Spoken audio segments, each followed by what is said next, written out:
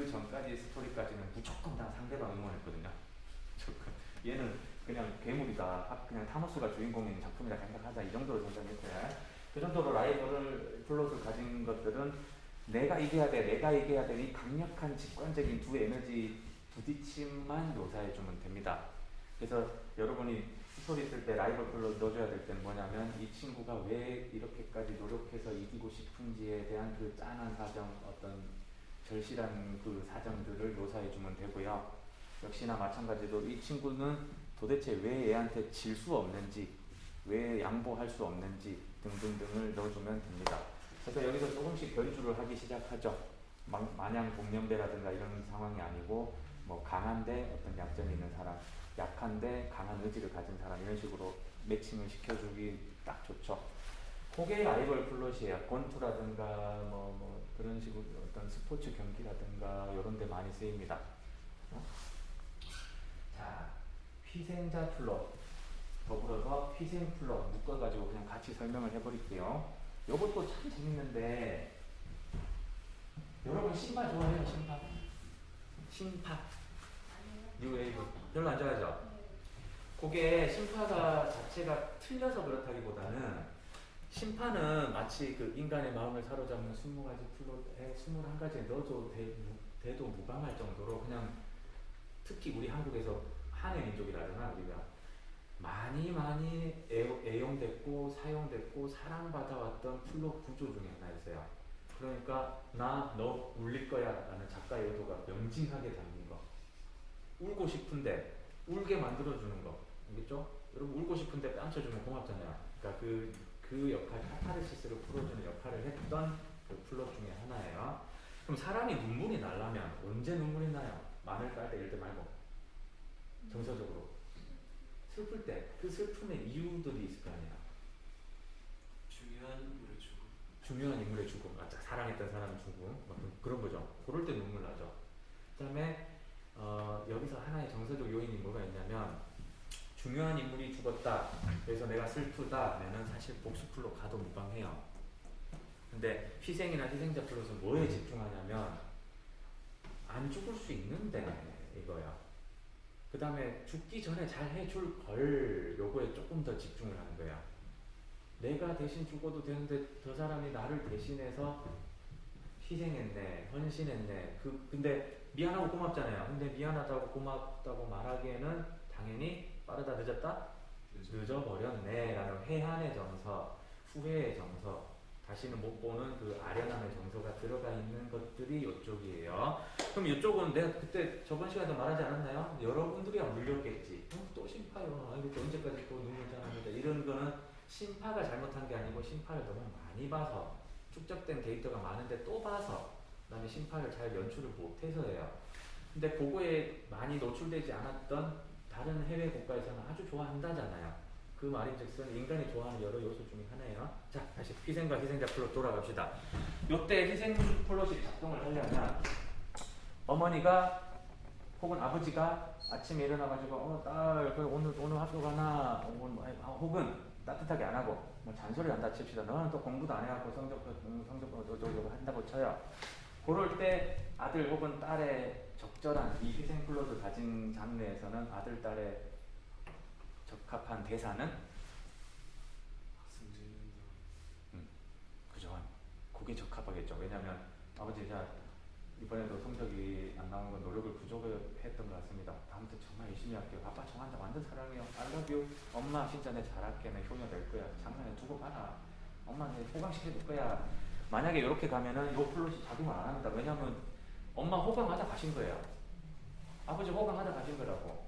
왜냐면 그렇게 보내놓고 저놈의 지지배 하고 화장실에서 기침을 하는데, 보통 기침할 때 뭐 나와요? 가래 나와요? 피가 나와요.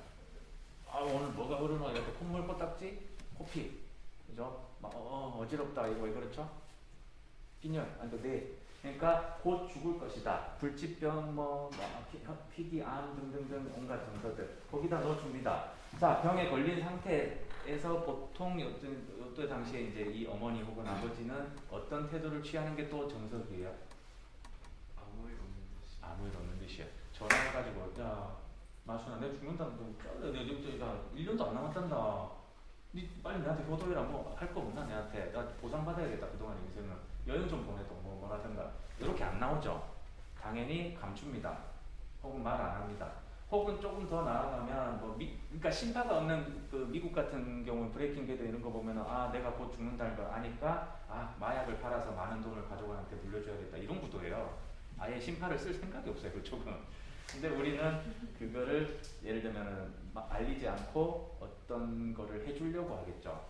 뭐 사망보험 같은 걸 들어준다 치고 미리 들어놓는다든가 뭐 아니면 그런 거 있죠. 해서는 안 되는 엄청 위험한 임무를 맡아서 거액의 어떤 대가를 받아서 가족 물려주고 어차피 죽을 거니까 자기는 그렇게 한다든가 이런 행동을 취하겠죠. 그죠? 그런 행동을 취하는 게 요 희생이나 희생자 그 플롯의 가진 특성이에요.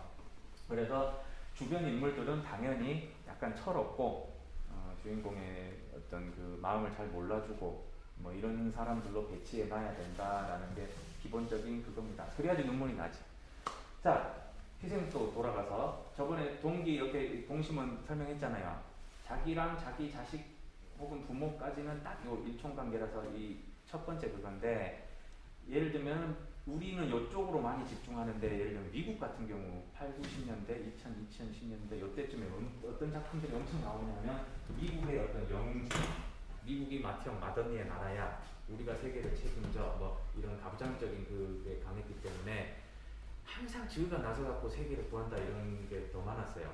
우리가 심파에 질렸듯이 걔네들 미국인들도 그게 질렸을 거예요 일종의. 그런 정도로 예를 들면 아마겟돈 이런 거는 내가 행성이 지구로 다가오니 우리가 가서 시추를 해가지고 안에 핵폭탄을 심고 터트리자. 그럼 지구인들이 산다. 그때 탄 미국 국기가 펄럭펄럭하는 그죠? 미국인 네, 그런 식으로 하는 거예요. 그럼 가서 희생하고 눈물 쥐어짜고 첼로로 음악 나오고 똑같아요 구조는. 그거를 묘사하는 모든 것들이 이런 희생의 플롯을 가지고 있습니다. 지금은 약간 웃으라고 심파라든가 이런 것들이 약간 좀 가볍게 표현을 했는데 그거의 위대함이라는 게 절대 위대하지 않다는 건 아니에요. 그러니까 다만 사람이 계속 순공이라든가 진지, 헌신 그거를 막 묵념하게 시키고 이러면 그 오그라들어서 못 견디는 그걸 거예요. 이게 마음적으로 힘들고 오그라들고 막 너무 사람을 진중하게 만드니까 힘드는 부분이 있을 거예요. 그러니까 그 눈물도 계속 흘리면 아프잖아요. 그래서 힘든 것이지 사람은 반드시 눈물에 대한 욕구가 있습니다. 이야기를 볼 때 슬프고 싶다. 그래서 이 눈물을 털어내고 싶다. 라는 카타르시스 욕구를 채워주기 정말 좋은 게 이 희생의 플롯들이에요. 자, 하나, 둘, 셋, 넷. 뺄 수 있어. 빼고 실습까지 할 수 있어. 그럼 물론이지. 3분 반이 없으니까 여러분은 시간을 더 연장할 수도 있어요. 자, 유혹 플롯을 떼봅시다 이제. 대신에 여기는 설명 엄청 빠르게 넘어갈 거예요. 이쪽에 다루기 어려운 것들도 많고 아직 안 할 것도 있어요. 자, 유혹 플롯은 뭐냐면 요거랑 비슷하죠? 리리리리리리리 뭐랑 비슷할까요? 요 세 개 중에 금지대사랑 비슷하겠죠? 자, 유혹 플롯 같은 경우는 어떤 재미를 주느냐면 금지대사랑이랑 묶어서 같이 설명해 버릴게요. 보통 이거 받으면 난리 나는데 싶은 걸 받아요. 이 제안을 수락하면 크게 위험할 건데 라는 걸 받아요. 자, 여러분들한테 이런 식으로 해준다 치죠. 여러분 길 가다가 누가 봐도 빼박 마약인데 내가 한 1kg짜리 가방을 주었어요. 요게 유혹이에요.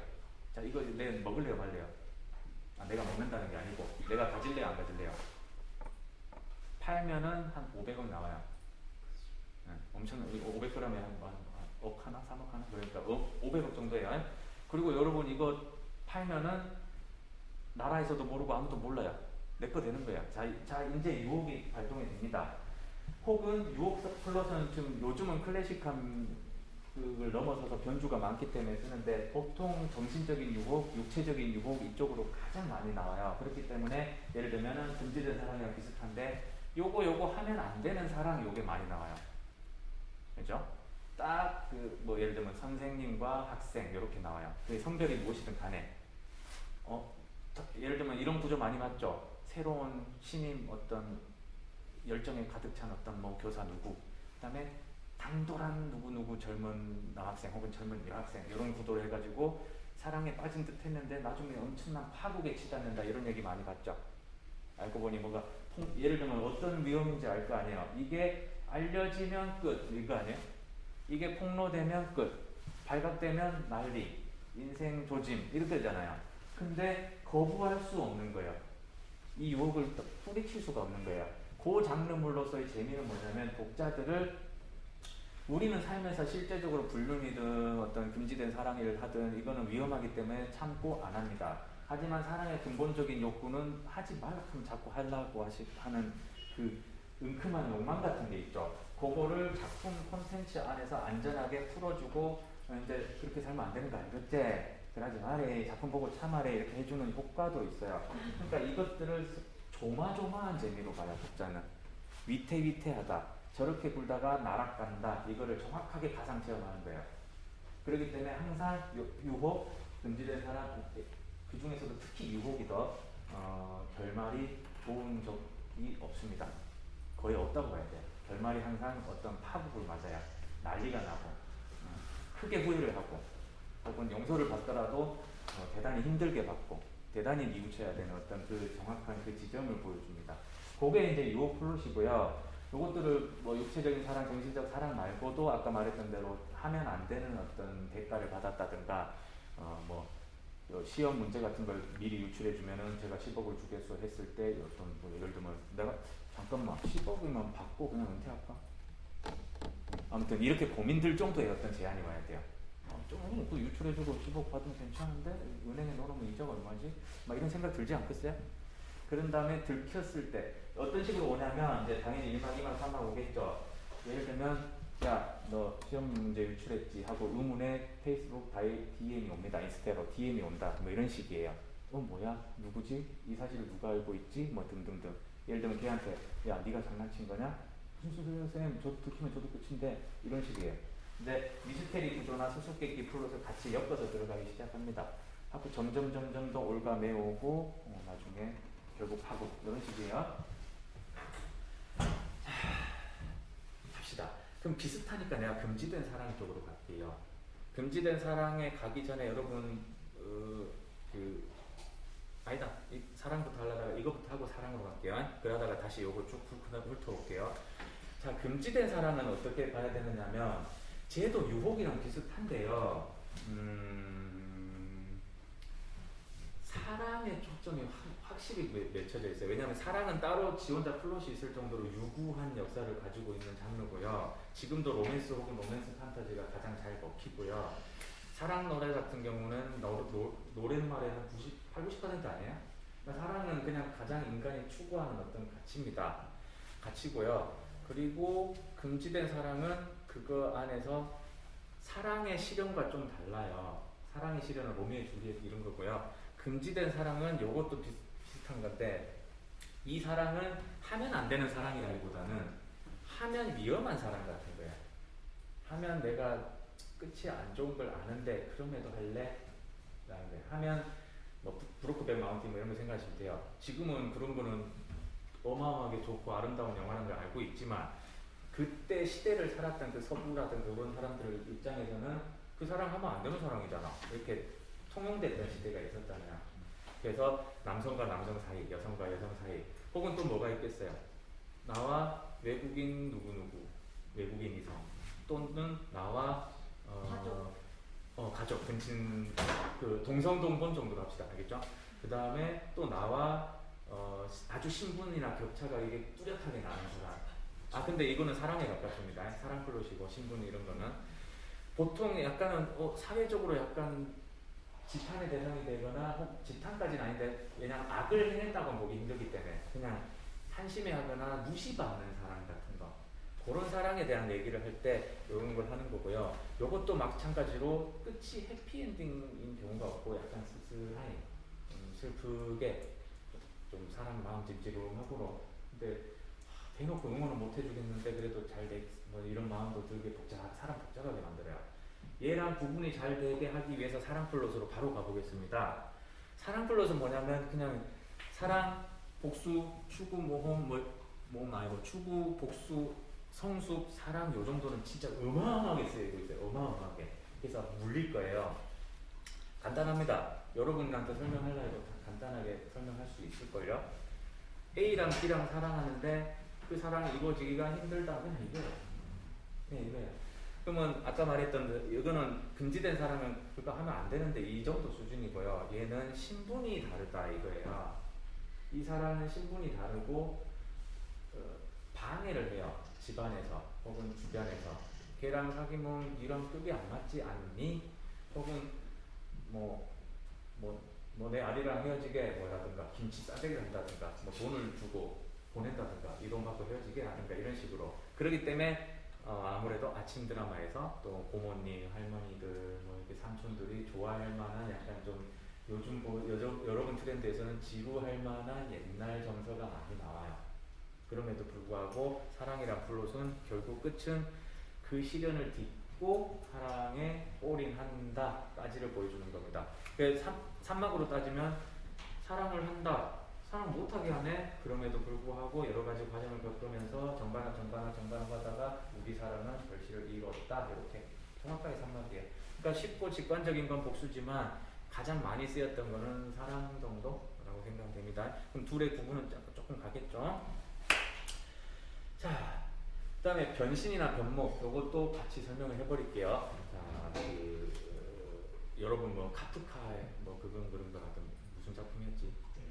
뭐 그런 거라든가 아니면 플라이 뭐 이런 작품이라든가. 그러니까 예를 들면 어느 날 자다가 깨어났더니 내가 뭐가 되어 있더라 이런 거 엄청 고전 소설에 많이 나오는 설정 이런 것들이에요.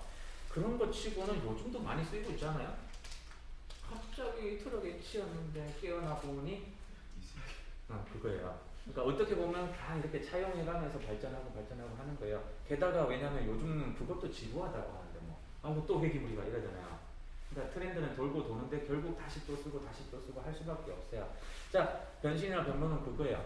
내가 어느 순간 다른 존재가 되었다. 그래서 이 다른 존재로서 겪는 예를 들면 모범적인 그런 거 있잖아요. 색다른 경험들. 아주 옛날 작품이긴 한데 어느 날 애들이 작아졌어요라든가 비슷해요. 그러니까 자다 일단 내가 파리로 태어났다, 아니면 내가 동물이 되었다, 아니면 내가 다른 사람으로 빙의했다, 아니면 뭐 등등등. 그런 것들이 이쪽에 속합니다. 그러니까 그 재미로 보는 거예요. 예를 들면 가장 많았던 거 체인지물이라나 뭐 이런 것들, 남녀 성별이 바뀐다든가 뭐 이런 식으로 바뀌었을 때 무슨 상황이 무슨 에피소드가 발생들을 하는가에 재미에 초점을 준 장르라면 변신 플롯을 쓰고 있다라고 간주하면 됩니다. 변모 같은 경우는 조금 더 이제 성숙의 맛을 가지고 있죠. 서로 약간씩 이렇게 닮아 있는 거예요. 그러려면 성숙이라는 요 플롯을 봐야 되는데, 자, 이 중에서도 좀 뭔가 정직하면서도 진라면 순한 맛 같은 그런 장르를 굳이 찾자면은 아마 요걸 거예요. 성숙. 그래서 요거는 주인공이 뭔가를 이루려고 하는데 그게 그렇게 쉽지가 않아서 주변 사람들의 도움도 얻고 내가 노력을 해가지고 그것을 이룬다, 이 과정인데, 그러면 누가 딴지 걸 때가 됐는데 뭐랑 비슷하죠? 추구랑 비슷하잖아요. 추구랑 성숙이랑 구분 안 가지 않아요? 저도 공부할 때 구분 안 가더라고요. 성숙은 진짜 말 그대로 성숙에 대한 초점이 맞춰져 있어요. 이 사람이 어떻게 조금씩 나아지지? 무슨 계기로 조금씩 나아지지? 그게 내한테 어떤 힐링을 주지? 그래서 나도 어떻게 용기를 얻지? 라든가 이런 어떤 같이 공감해가면서 이런 목표를 가지고 있고요. 추구 같은 경우에는 대리만족형이랑 그런 게 혼재되어 있어서 좀 달라요. 성숙은 여러분 성장물 좋아하잖아요. 성장물. 이 사람이 점점 성장해 나가는 그 재미가 쏠쏠하잖아요. 다만 요즘은 미리 성장을 끝내버리고 어떻게 몰살하고 어떻게 쓸어잡느냐 이 재미를 느끼기는 하지만 그것도 트렌드예요. 이미 다 레벨업 되어 있잖아요. 그리고 출발하잖아요. 근데 요거는 성숙 같은 경우는 차근차근 단계를 밟아나가면서 내가 레벨 1, 레벨 2, 레벨 3 하고 점점 나은 사람이 되어간다 라는 거에 초점이 맞춰진 장르다. 그러니까 자기가 스토리를 써도 남들이 조금 뭔가 밋밋해하더라, 반응이 조금 크게 자극적인 재미가 덜하더라, 이런 식으로 스토리를 많이 쓰는 사람들은 이런 플롯이 자기한테 어울리는 거예요. 자기가 그걸 좋아하는 거예요. 알겠죠? 저번 주에 그래 안 그래도 그 피드백 했었던 그 친구가 바로 이거 어디 갔지? 발견의 플롯의 그 재능을 좀 가진 친구였는데 성숙과 비슷하고 제일 좋아하는 작품이 영화 중에서는 리틀 포레스트래요. 그 말이 무슨 말이냐?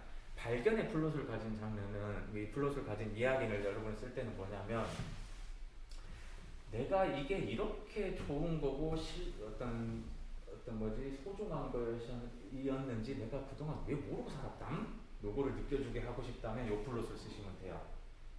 요 플롯을 이거는 그거랑 헷갈릴 수는 있을 거예요. 파랑새 이야기의 그 전형적인 구조, 매드맥스나 이런 구조, 뭐 설국열차나 이런 것들이 가진 구조. 아니 왜 그렇게 어디 가려고 했는데 원래 이곳이 제일 소중한 곳이었는 걸 이 얘기를 주는 거면 대체적으로 그런 구조를 가지고 있거든요. 왜 도망가려고 했어? 이곳에서 왕자를 탈환하면 되는데 그러니까 왜 그 뭐지 파랑새를 찾으려고 했었어? 파랑새는 우리 마음속에 있는 걸 뭐 이런 이야기 많이 쓰이죠. 왜 유명한 연예인이 되려고 했었어? 너는 노래를 부르는 걸 좋아하는 친구였는데 왜 그렇게 1등이 되려고 어떤 아이를 부렸니? 너는 그냥 책 읽기를 좋아하는 애였는데 이렇게 이제 이래 겪다가 다시 원래 그 본점으로 돌아오는 그런 얘기들 많이 가지는데 요게 약간 비슷합니다. 그냥 우리가 지금 이렇게 이제 수업을 하고 있고 선생님들이랑 이렇게 뭐 대면 수업 이렇게 하는 것도 어떻게 보면 약간 발견하는 맛이기도 하죠. 옛날에는 그렇게들 휴강하고 싶어 했고 어떻게 사이버 강의를 대체 안 해주나? 이런 마음들이 있었던 대학생들도 많았어요. 저 대학교 다닐 때만 해도 휴강하면 오예 막 그랬었어요. 근데 지금은 어때요? 다르죠? 어떤 다름을 발견하는 거예요. 아까 리틀 포레스트도 그냥 우리 주변에 들꽃 이런 걸로 화전 해먹고 솔잎 같은 거 이런 거 페퍼민트로 향 더해주고 뭐 새로운 어떤 국 만들어 먹고 찌개 톡톡톡톡 다른 이 도마 소리 같은 거 이거 거기다 향을 더해주고 슥싹슥싹 뭐 끓이고 닦는 소리 뭐 이런 것들이 얼마나 소중한 일상인가 이게 얼마나 우리가 잊고 있었던 그런 건가 이런 걸 계속 대놓고 말은 하지 않죠.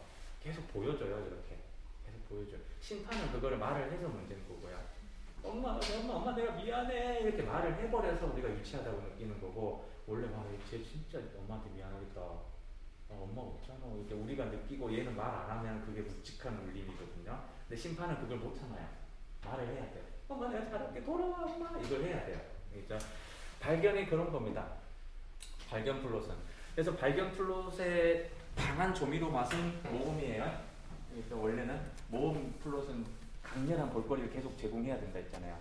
발견은 오히려 몰랐던 그 산에 그냥 저 산과 들 강의 어떤 소중함 뭐 몰랐던 친구 내가 오해했던 뭐 아버지의 직장에서의 어떤 아버지가 저런 훌륭한 일을 하고 있었던 거구나 뭐 등등을 배운다든가 내가 몰랐던 엄마가 저런 일을 하고 있었구나 이거 어떤 가치를 재발견하게 해주는 그런 거에 자기가 조금 목적을 가지고 있다 싶으면 요거 바로 차용해 주면 됩니다. 발견 플롯이 그만큼 또 잘 먹혀요.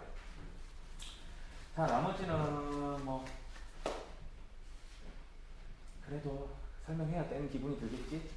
자 세상은 선악이 있고요. 밝고 어둠이 공존하는 거예요. 이 지독한 행위 같은 경우는 뭐 그런 식으로 생각하면 되겠습니다. 참혹하고 진짜 끔찍하고 지독하고 정말 처참하고 이런 것들에 대한 것들을 들여다보고 혹은 추악한 인간의 시면 누구나 가지고 있는 그 쓰레기 같은 마음들 그것들을 제대로 현미경, 망원경 동원해서 들여다보는 그런 것들 그러다 보니까 표현 수위가 어마어마하게 셀 수밖에 없어요. 사람을 대단히 힘들게 하는 내용들이 많을 수밖에 없는 그런 지독한 행위를 한다든가 뭐 그런 것들을 보여주는데 이건 일종의 그런 거죠. 어두움만 밝음만 세상에 있는 것이 아니고 어두움에 조금 더 집중해 본다 라든가 그림 하나를 그리더라도 조금 더 뭔가 그로테스크하고 또 뭐 내장 티 나오고 뼈가 티 나오고 막 나와갖고 혓바닥에 피어나고 뭐 그런 것들을 막 내가 그리고 있더라. 아마 어떤 이런 부분에 대해서 작가적인 욕구를 가지고 있는 걸 거예요. 물론 어떤 리스크가 있냐면 발표하기 힘들 수는 있을 거예요. 발표했을 때 욕을 먹거나 뭐야 불쾌해 뭐 이런 말을 들을 수는 있어요. 근데 어느 정도 표현의 자유가 많이 폭넓게 보장되고 볼 수 있는 연령이라든가 그 타겟만 정확하게 조율만 큐레이팅만 잘해준다면 이런 욕구를 가진 작가는 그 나름대로의 그 표현